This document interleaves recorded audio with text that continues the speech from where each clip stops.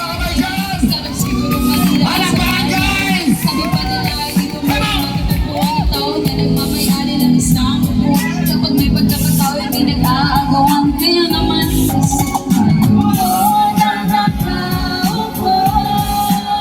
subukan nyo namang tumayo. At baka matanaw, at baka matanawin nyo ang tunay na kalagayan ko.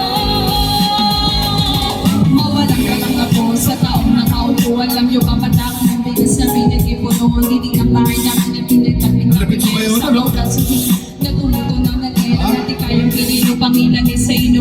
Pinakuluto pa sa iyo, mata ko rin. Pero mas malapit na, mas Gamit ng pangkalong na hinanod lamang sa estero na nagsasabi ko sina sa umali ang iba. Ang aking inay na may kayaman ang isang pagkero na nagagamit lang pangangaking ama isang medokret. Kulang pa rin, kulang na tuyo kasi na 50 pesos sa maghabi pagkapasyatiin. Di ko alam ko tala ng maraming arang ko mataas lang. Ako to nagbubulag-bulalang naman ko kayo. Kahit sa dami na pera nyo, walang tukto na makakapapanino ng mata nyo kaya.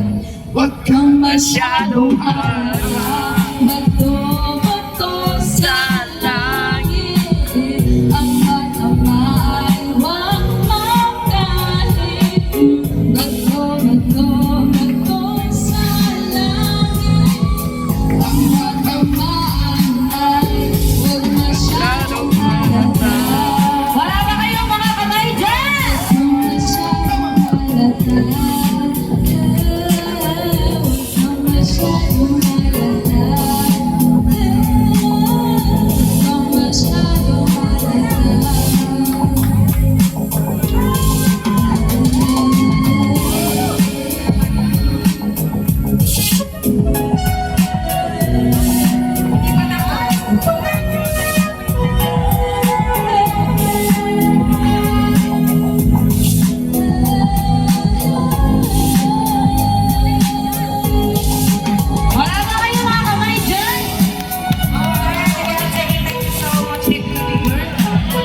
Thank you so much! Dapat sa lalas mo sa request! Atak apple.